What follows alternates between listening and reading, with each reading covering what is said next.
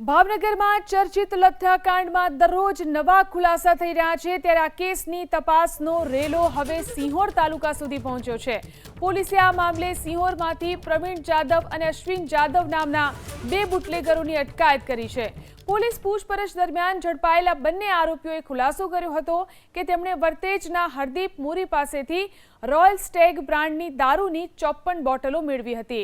તો બીજી તરફ લઠ્ઠાકાંડની ઘટના સામે આવતા જ પકડાઈ જવાના ડરથી આરોપીઓએ 19 ઓગસ્ટે દારૂની તમામ 54 બોટલનો સર અને સાગવાડીના ડુંગર વિસ્તારમાં નાશ કરી દીધો હોવાની વિગતો સામે આવી રહી છે।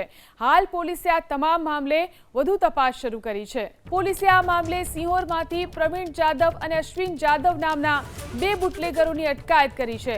પોલીસ પૂછપરછ દરમિયાન ઝડપાયેલા બંને આરોપીઓએ ખુલાસો કર્યો હતો કે તેમણે વર્તેજના હરદીપ મોરી પાસેથી રોયલ સ્ટેગ બ્રાન્ડની દારૂની 54 બોટલો મેળવી હતી। તો બીજી તરફ લઠ્ઠાકાંડની ઘટના સામે આવતા જ પકડાઈ જવાના ડરથી આરોપીઓએ 19 ઓગસ્ટે દારૂની તમામ 54 બોટલનો સર અને સાગવાડીના ડુંગર વિસ્તારમાં નાશ કરી દીધો હોવાની વિગતો સામે આવી રહી છે।